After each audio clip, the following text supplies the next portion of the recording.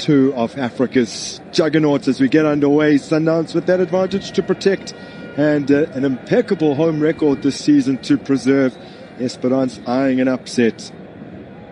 Hamza Jalasi driving into the opposition half, and they're still testing the goal of Ronwen Williams. Another shot off target.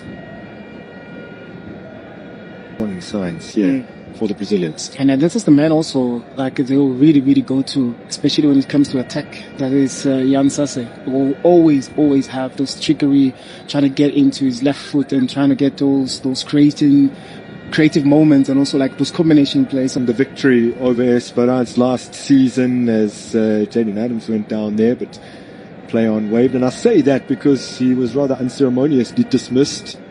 Now, big chance for Mamelodi Sundowns. It'll break kindly for the goalkeeper here. You can see that with that break as well, Lunga.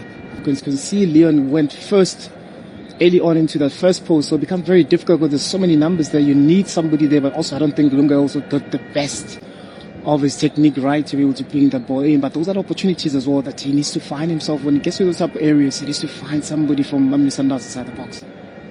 On the ball, the absence of Grant Kekana, who he replaces today, really cannot be understated. We'll get back to that as Mamelodi Sundowns make some inroads here. It's just not a tight enough touch. And Keita again on hand. My apologies from his Mauritanian heritage. It's Konate, the teenager, a little further up the field. Ivorian. You look at Mamelodi seems to find spaces in between the centre backs and the full backs because of the deployment that they have, especially when they're in position of the ball. You see Keita pushing up high up. Adams pushed back to Lunga. Tashrik Matthews, great feet. Wow, a couple of options up ahead of him. Slips it in behind for Leon, and good save in the end. Bashir Ben Said. 2017 as we get another look at how Sundowns very nearly opened the scoring.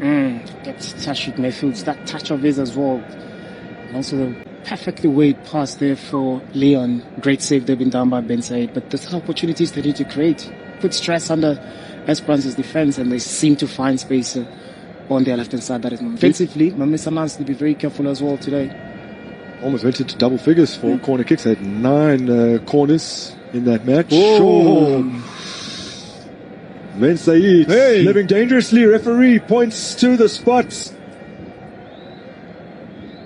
And a yellow card for Bashir Ben Said. Now, of course, VAR can come into effect. There was a very Williams. And this is what happened. Yeah, look at the pressure as well that Leon puts. But I can tell you that this incident is totally similar to the one that Grant had. Because you look at Ben Said is also looking straight at the ball, trying to clear the ball. Leon puts his body on the line there, making sure that he gets first onto the ball, and then Ben Said in the CAF Champions League himself. Yeah. So it's clear as it comes. Yeah, it is very, very clear. You can see Leon gets into. So Ben Said, having given away the penalty, has to try and make amends here.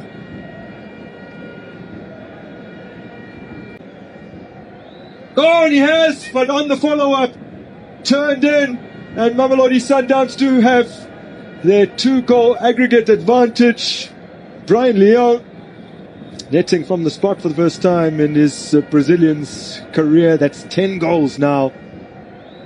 Had actually missed his previous 2 penalties at his former club, but had the confidence today to take on the opportunity. Yeah, with that follow-up as well, that is high in confidence in terms of scoring goals. This was an earlier one where he really, really put his body on the line and be able to end that penalty. Certainly the first effort was not the best. It's not the best at all.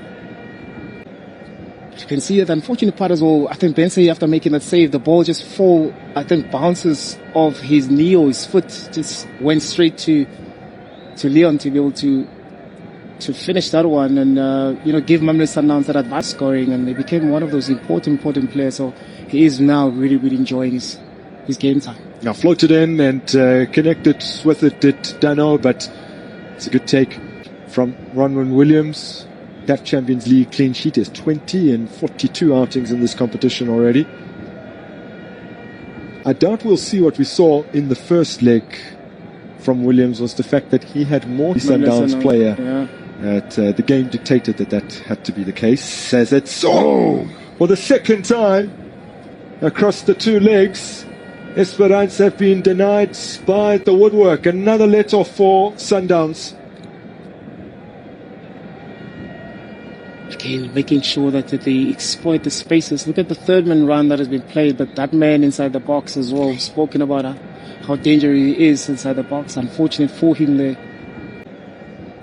Just all he needed was a touch. I mean, there was nothing that he could do about the ball because it came on his hip. Yeah. Sundowns, they've been lucky there not to concede. It seemed like a combination of his hip and thigh there. So Dano, who hit call it the A team, the Chan team, joined Esperance at the beginning of this season. He's really contributed quite well. Player who a few years ago suffered a horrible ACL injury. Now, big chance to curl it, and it is bent wide by Leon, who still appears to be suffering in more than one regard at the moment. It's the elbow, it's the leg, and problem. He is a menace in that, but look at how he manages to stay on side. Yeah, as well, just to try and buy himself some sort of time and space to be able to get that ball with the curler, but he was unfortunate. He just took the ball underneath, but he's always going to be the problem in and around those balls because he makes those runs. He's able to always to hold on to the ball. So those knocks, but it will be a big loss for Sundowns, but also you still have equally good strikers all on the bench, that is Rainis.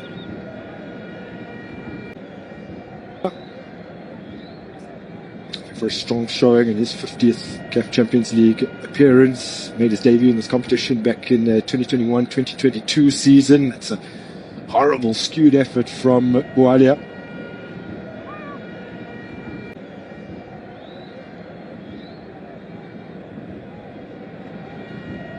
Yeah, I guess also he has plenty of options to be able to play the meetings with Esperance. He had played against Morocco Swallows in the league, perhaps a little needlessly, and had been injured. I remember that game. Yeah, he got injured. Now hooked back into a danger area, and the effort from outside of the box is a wayward one from a player not all too accustomed to hitting the well. Actually, it wasn't longer, so it is a player who is, Yeah, I could tell we also from this shot as well. He didn't have enough time to any leniency at the beginning of the next campaign would have hurt a little bit. It's looking promising for Mamelodi Sundowns. Cut back brilliantly, not the best connection there. Jaden Adams might have scuffed that one. Matthews, Lunga. He's had it stolen off him. Promptly wins it back. Referee lets the game run. This is Matthews. Blasted off. Lunga doing very well there to win the ball. With Matthews there, really realizing yesterday what is it that he wanted to do, but fortunately he was let down by his technique. We've seen this a couple of times in this game.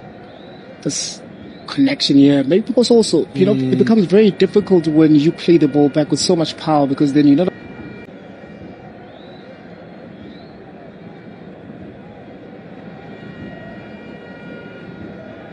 Allende pounces upon it. Oh, goodness!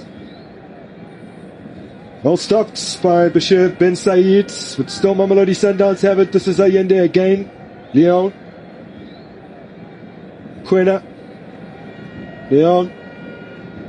Adams! Two terrific hits in quick succession. First from Allende and then from Jaden Adams, both denied by Ben. We've spoken about Allende's presence inside the pitch, being able to take those shots outside the ball that separates these two sides. There's another look at what a fantastic strike from Allende. It was. That first touch also helped him.